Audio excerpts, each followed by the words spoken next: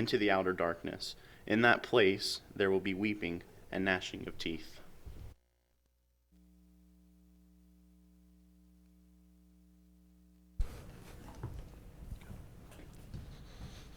Good morning.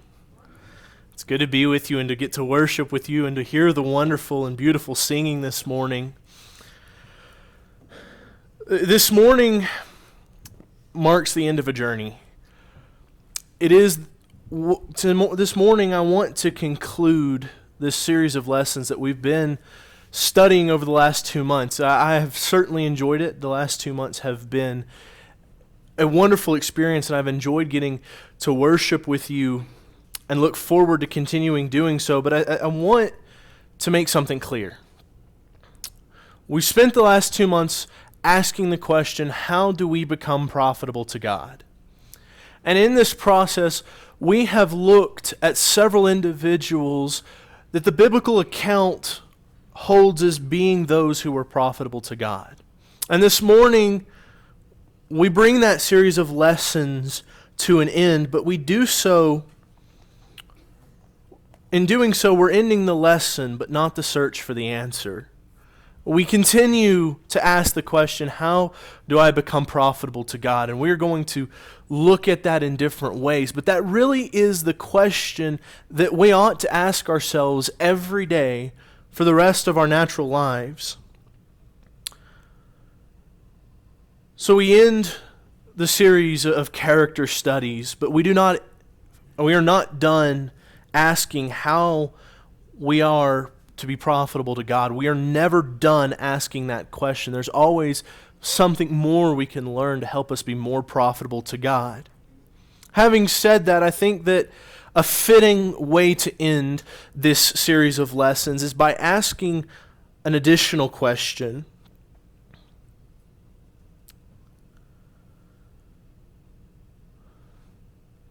You see, our brother read for us a moment ago the end of the parable of the talents that became the basis for this series of lessons. The account of the master's return.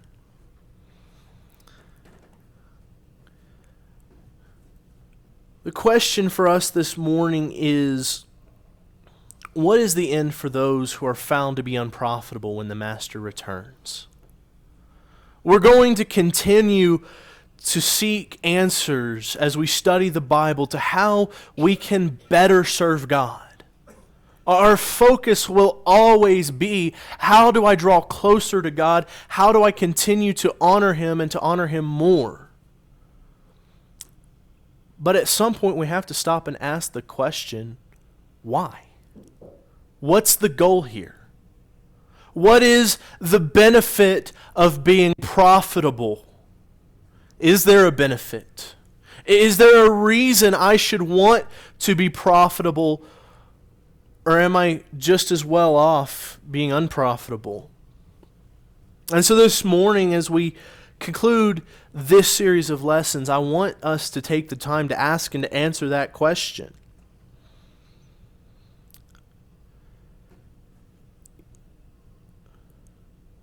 There's a key idea that is introduced in our section of study today.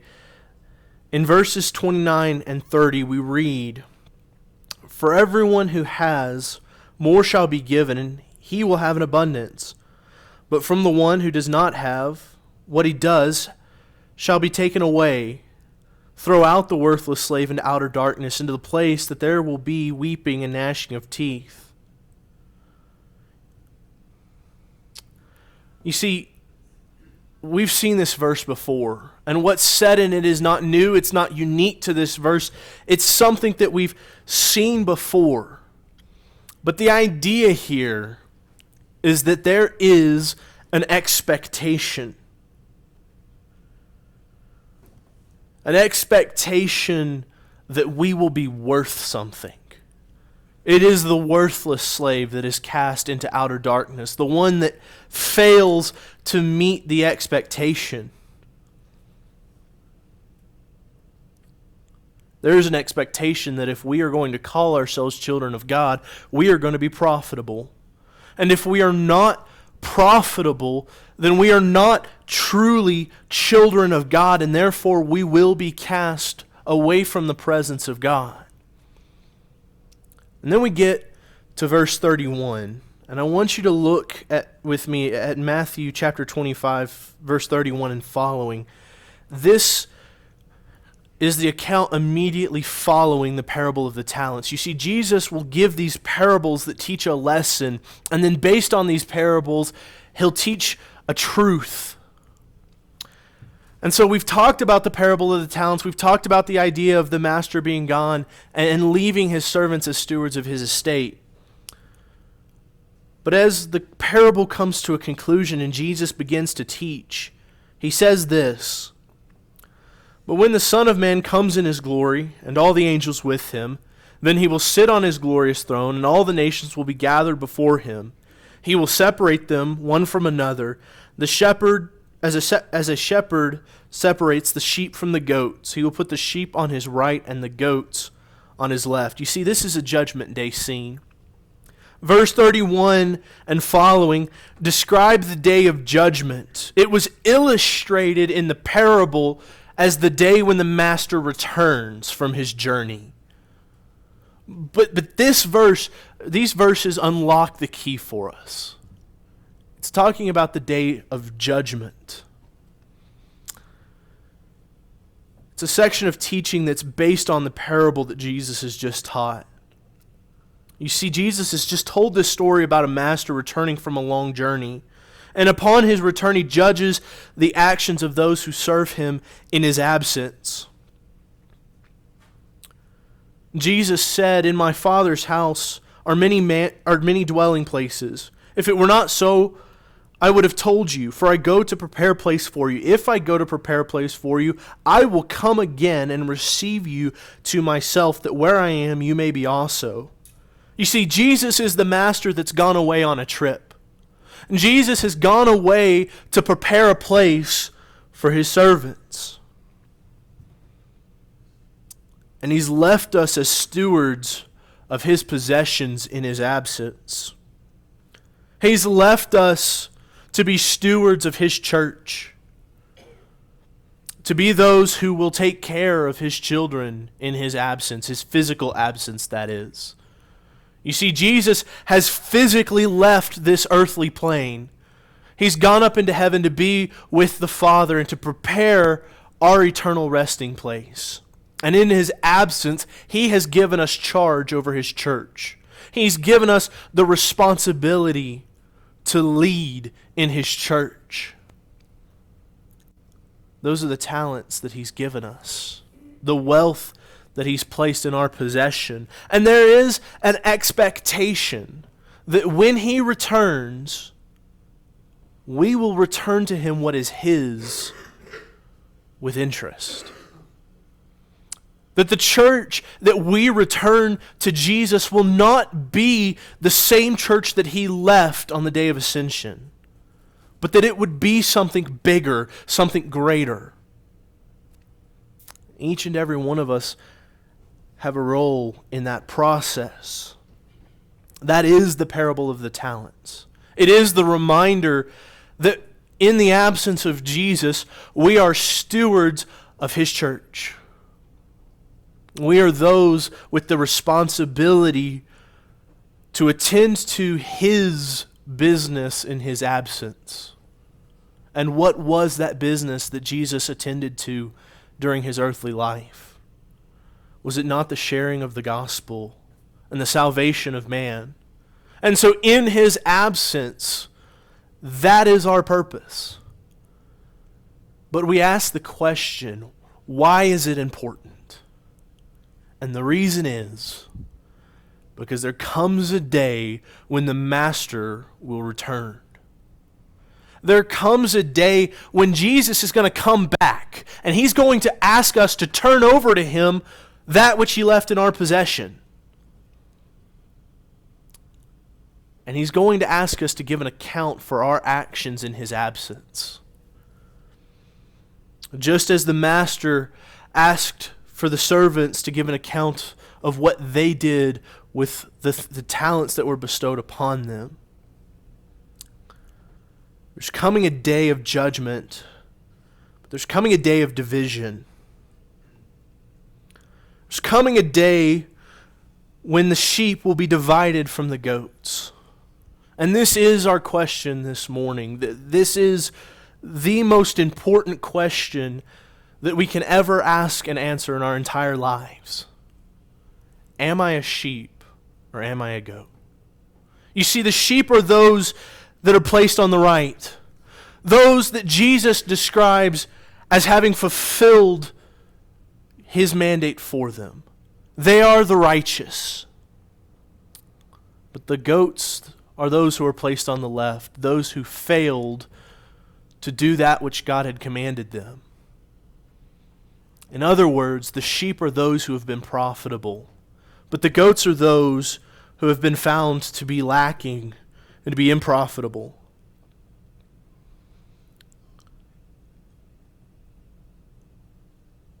Where will you stand when Jesus comes and divides the sheep from the goats? Will you stand with those who are placed on the right? You see, those are the faithful stewards of the things that God has blessed them with. They are the sheep. And listen to the words that they will hear on that day of judgment. Matthew chapter 25, verses 34 through 36. Then the king will say to those on his right, "Come, you who are blessed of my Father, inherit the kingdom prepared for you from the foundation of the world. For I was hungry, and you gave me something to eat. I was thirsty, and you gave me something to drink. I was a stranger, and you invited me in. Naked, and you clothed me. I was sick, and you visited me. I was in prison, and you came to me." And the righteous will respond to him in verses 37 through 39. "Lord, when did we see you hungry and feed you, or thirsty and give you something to drink? When did we see you a stranger and invite you in, or naked and clothe you? When did we see you sick or in prison and come to you?" And Jesus will say to them, verse 40, "Truly I say to you, to the extent that you did it to one of these brothers of mine, even the least of them, you did it to me." You see, Jesus has left our physical presence. His earthly form was raised from the dead and ascended up into the heaven to be with the Father.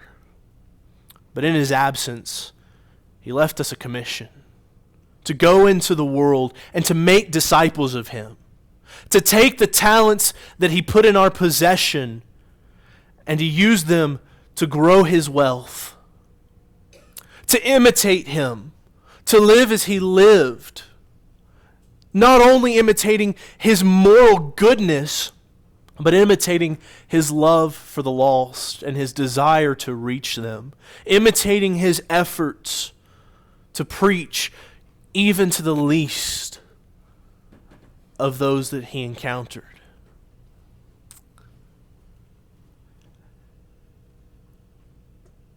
He left us with the mandate to live as he lived and to die as he died if necessary. He left us with an expectation. And we're going to have to answer for our actions. Did we feed his children? Did we give drink to them when they were thirsty? Did we show them hospitality? Did we clothe them? Did we attend to them in their sickness and their imprisonment? And I want to note there, you see, these are things that are the least. It's not the totality of Jesus' expectations. It's interesting to me that in the list that Jesus gives, did you preach a gospel sermon is not on that list. Did you go on a foreign campaign mission is not on that list. There are certainly times when God has expectations above and beyond the things on this list. But there is an expectation that we start with the little things. It begins with the basics. You see, God has invested in us. He's put food on our tables. Did we use it to feed others? He's given us access to clean drinking water. Did we use it to help those who were thirsty?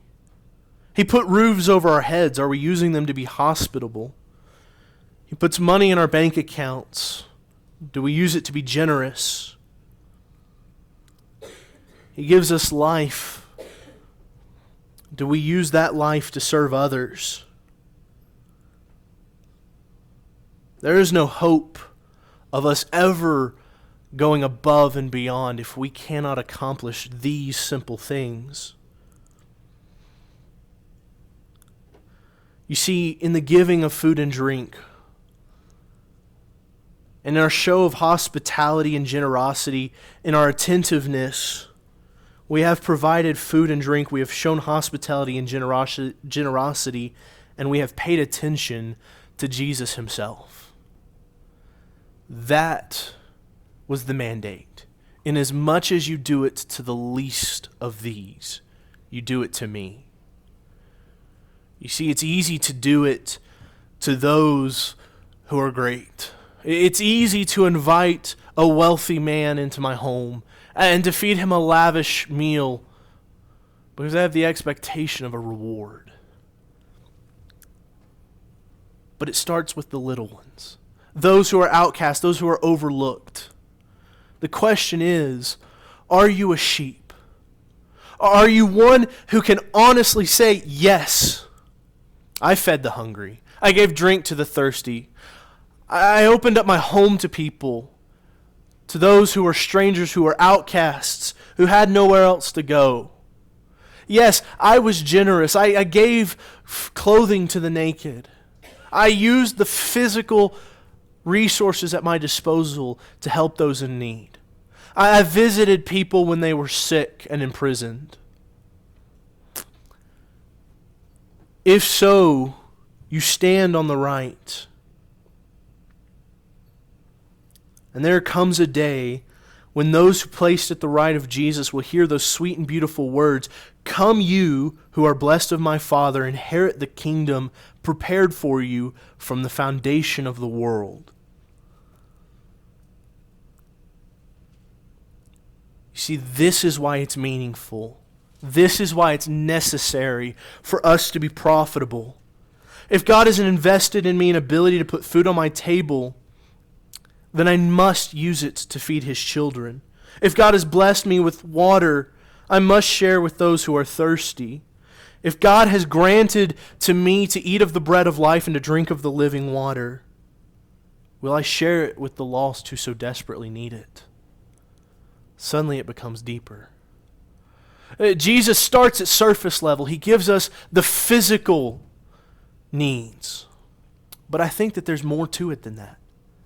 I have been granted to eat of the bread of life, to drink of that living water. I have access to the Word of God and to the salvation that comes through His Son.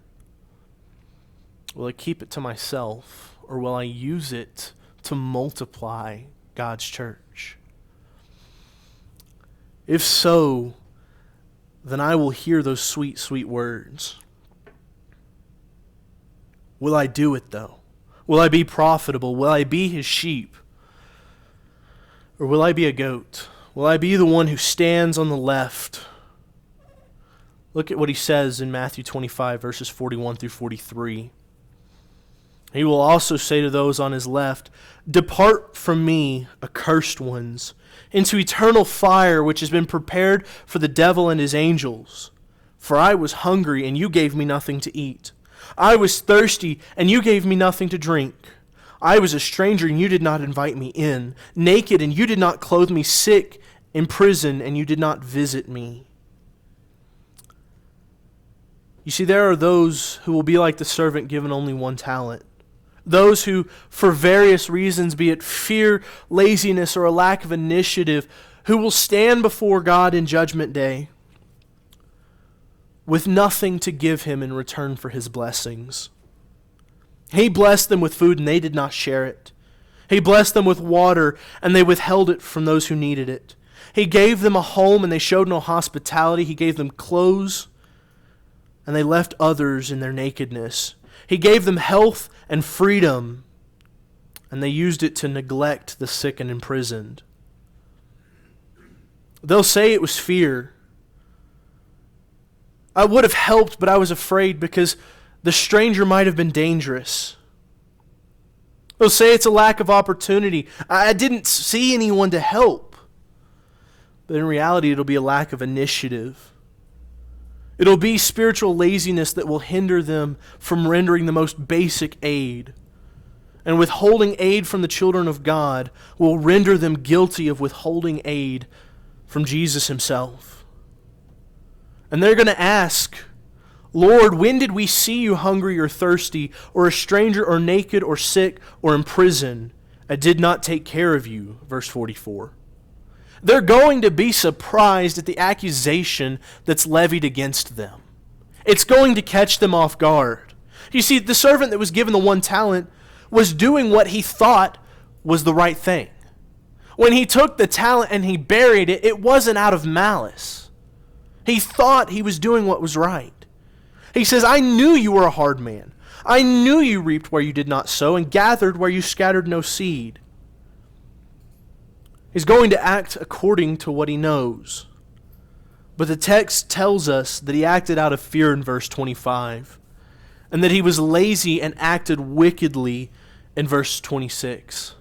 His fear and his laziness led him to be deceived and found lacking. It was his fault. Yes, he was shocked. He was surprised at the accusation that was levied against him. But it was his fault. You see, he ought to have known the nature of his master. In fact, he claimed he did, and I believe he was accurate. He knew that his master reaped where he did not sow. He ought to have known the expectation that the master had upon his return. We ought to know the expectation that Jesus has for us in the day of judgment. It's been given to us. I've tried to share it with you, and I continue to do so. Other great men have come before me and have shared it with you. And if that's not good enough, there are 66 books that are placed at your fingertip that serve one purpose: to teach you the nature and the expectation of the Master upon his return. You see, there is no excuse in the day of judgment. They asked Jesus, when did we see you and not take care of you? But Jesus will tell them what they should have already known. Verse 45, he will answer them, truly I say to you, to the extent that you did not do it to the least of these, you did not do it to me. Brothers and sisters, we await the return of our Master. There comes a day of judgment, a day of division, a day when the righteous sheep will be placed at the right hand of Christ and the wicked goats on his left. Regarding the goats on his left, he says this: these will go away into eternal punishment. But regarding the sheep on his right, he says, the righteous will go into eternal life. If you'll allow me the liberty, what he's saying there is that the profitable will inherit the kingdom of heaven, but the unprofitable will inherit destruction.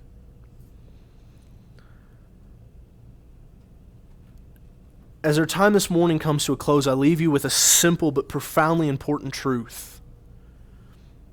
If you are a righteous Lamb of God, then keep striving, keep working at it, keep seeking opportunities to increase your profitability. Because there will come a day when you are promised that crown of life upon the Master's return. But if you're here this morning and you are a goat, that is, that you have failed to produce profit from God, the path that you're on leads to eternal destruction.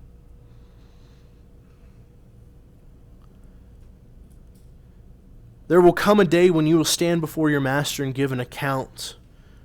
And the response to your lack of profit, whether it be fueled by laziness or fear or wickedness or any other excuse, will simply be this: depart from me, accursed one, into the eternal fire which has been prepared for the devil and his angels. For I was hungry, and you gave me nothing to eat. I was thirsty, and you gave me nothing to drink. I was a stranger, and you did not invite me in. Naked, and you did not clothe me. Sick and in prison, and you did not visit me. You see, there is an expectation for each and every one of us that when the Master returns, we will have something to show for that which he has placed in our care. It is my hope that each and every one of you in that day will have something to show, will walk before your King, your Master, and return to him the things that he has placed in your stewardship, and will hear those sweet, sweet words. Welcome. You will receive that crown of life. If you're here this morning and there's anything that we can do for you to help you in that process, whether you need encouragement or assistance in any way, please let us know as we stand and sing.